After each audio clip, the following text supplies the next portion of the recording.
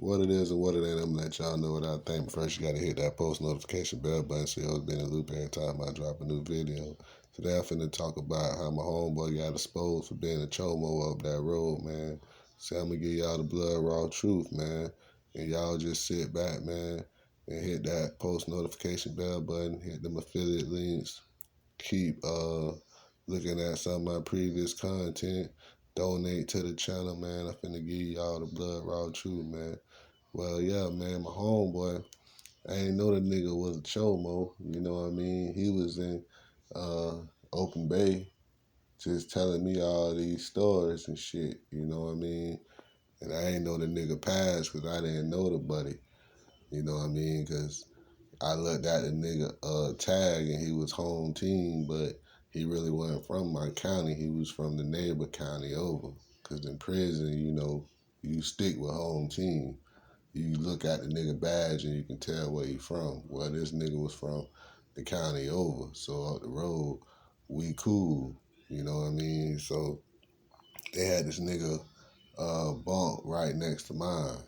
You know what I mean? So I'm in that bit vibing with the nigga. So I asked the nigga what he was in there for. Cause you know what I mean, I just got to prison.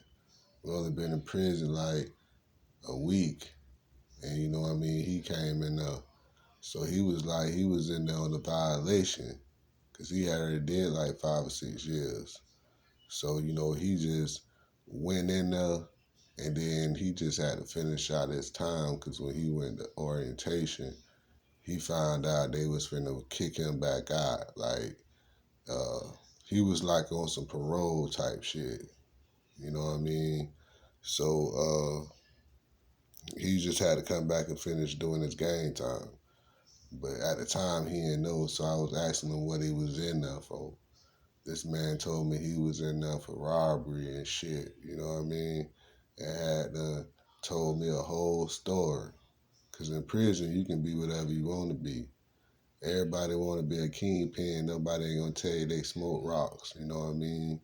Motherfucker made their mild fried chicken in there. So, you know, nigga just telling me a whole bunch of lies and shit. So the nigga got me really believing him.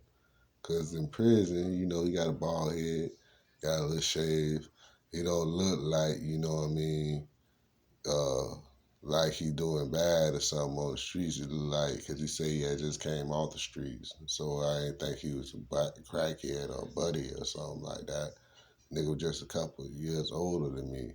So, you know, I was listening to a lot of stories and, you know, we shared a lot of shit in common because we go to the same clubs and the same malls and shit.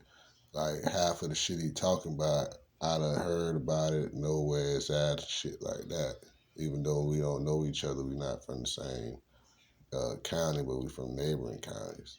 He go to my county, I go to his county for shit. So, you know what I mean? We end up getting shipped. So he got called out and I got called out like 2, 3 days later. Cause the nigga, you know, he ain't got no money like that. He bumming cigarettes and shit. So boom, we get shipped. So before you get shipped, they just tell you to roll it up. So everybody had to roll it up. And they like tell you one by one to come up to them and state your name and shit. So when you finna get on the bus, cause it's like a whole bunch of buses waiting on you. And they roll y'all up. So they like, y'all finna move. So boom, they make you get all your canteen and shit. You gonna go through all the search and shit over again.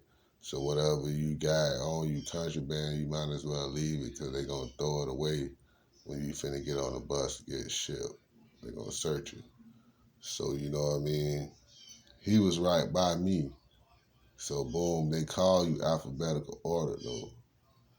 Like, you know what I mean? Say if your last name was Williams, they'll say Williams, and then you'll jump up, and then you'll run up to them, and then you'll state your DC number, like MI6453, sir. And then, you know what I mean? He'll be like, uh, asking you your date of birth and shit, what county you from? Oh, I'm from Miami. I was born in 1973. something like that. So, you know what I mean? They called my dog. So he ran up there. It's the same nigga I'm talking about who was my bunkie on the other, slept on the side of me. He ran up there. He stated this shit. You know what I mean? Cause he was from Brown away, so he had stated this shit. X3567854678, you know what I mean? Whatever he said, and dude was like, "Oh, you like to mess with little kids, huh? Cause they can see your whole jacket, your whole docket. It's a piece of paper." So everybody looked around, cause everybody was shocked, cause after he say your name and you give him your name, he point the bus that you finna get on, cause all the buses going different places. It's like might be 5 buses right now, but that means you getting transferred. Some of them going down south, some of them going to Central Florida, some of them going to North Florida, some going to the Panhandle. So when everybody looked around, like, yeah, you like to mess with little kids, don't you? So the nigga was shocked that the police correction officer was telling on him, because, you know, this prison, they got a lot of black holes there. And they got a lot of, like, black correction officer dudes and shit. But it was one of the correction officer dudes that said that. "Oh, you like to fuck with little kids, don't you?" So, you know what I mean? The nigga standing there looking crazy. So, dude, like, uh, what's your name, what's your date of birth, and all that shit, where you from? So the nigga had stated it and shit. So he told the nigga to get his ass on the bus. So everybody looking around.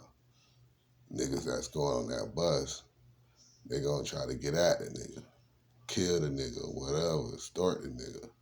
Cause I ain't get to see the nigga no more. They put me on another bus. But the nigga was a chomo. He was lying about what he was in there for. Cause he told me he was in there for a robbery. But come to find out, the correction officer told on him. See, if you're going up to prison, you got sex charges, that's what's going to happen to you. It happens to everybody that try to slip through the system. When you get transferred, your charge going to be on that blue piece of paper. And as soon as you go up there and he see that on there, he going to scream it out for somebody that's, you know, doing life or something to come out and kill your ass when you get to where you're going. So when you get to where you're going, you go in there bragging, somebody gonna whisper, "Oh, that nigga a sex offender." You know what I mean? But that's what happened to the nigga who was faking the phone, trying to play like he was something that he wasn't. The nigga was a registered sex offender. When I got out, I looked the nigga up, and the nigga had done violated again. Like, the nigga had been a sex offender for like 2 different times. You know what I mean? But that's what you dealing with when you up the road. You got niggas lying about shit they do, and you know you gotta check a nigga background. So back then you didn't have phones like that. So if you got on the phone, you can check a nigga name and state. But in prison they don't got computers like that. They know if the nigga lying, you have to look him up. How you people look him up and beat the nigga ass when you find out that's what the nigga in there for. But yeah, that's a true story. When the police correction officer exposed an inmate for sex charges, peace of mind.